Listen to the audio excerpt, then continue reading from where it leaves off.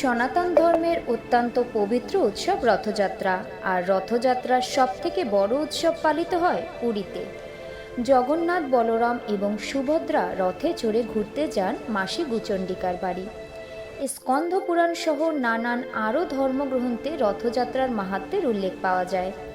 ধর্মগ্রন্থ মতে রথের দড়ি ধরলে সমস্ত পাপের বিনাশ ঘটে।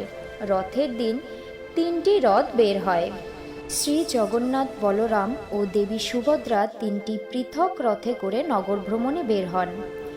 জগন্নাথ দেবের রথের নাম নন্দীঘোষ, বলরামের রথের নাম তালধ্বজ এবং দেবী সুভদ্রার রথের নাম দর্পদলন। নগর যাত্রার সময় জগন্নাথ দেবের রথ নন্দীঘোষ নিজে থেকেই কিছুক্ষণের জন্য থেমে যায় তার এক মুসলিম ভক্তের সমাধির সামনে। প্রচলিত লোককথা অনুযায়ী জগন্নাথ দেবের এই মুসলিম ভক্তর নাম শালবেগ। শালবেগের সমাধির সামনে এসে জগন্নাথ দেবের রথ নিজে থেকেই থেমে যায়। শত চেষ্টা করেও রথের চাকা এক চুলও সরানো সম্ভব হয় না।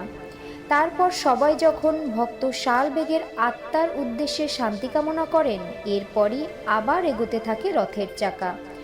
যুগ যুগ ধরে আজও এমনটাই ঘটে চলেছে রথের দিন। কিংবদন্তি এবং প্রচলিত লোককথা থেকে জানা যায়, উড়িষ্যার জনৈক মুসলমান সুবেদার লালবেগ এক হিন্দু বিধবার রূপে আকৃষ্ট হয়ে তাকে বলপূর্বক হরণ করেন এবং পরে তাকে বিবাহ করেন। সেই নারীর গর্ভেই জন্ম হয় শালবেগের।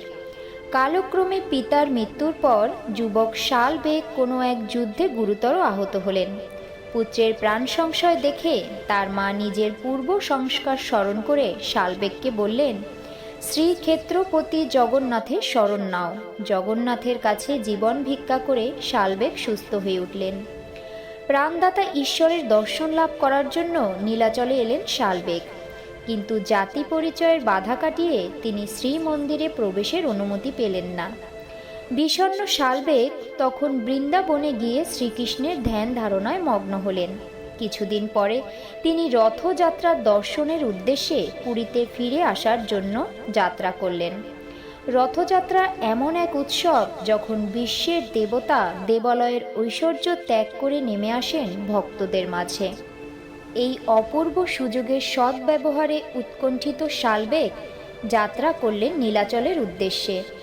পথে আকস্মিক তিনি আবার অসুস্থতায় বিপর্যস্ত হলেন। কিন্তু কি আশ্চর্য, একটি বিশেষ স্থানে এসে জগন্নাথ দেবের রথ নন্দীঘোষের গতি হঠাৎ রুদ্ধ হল।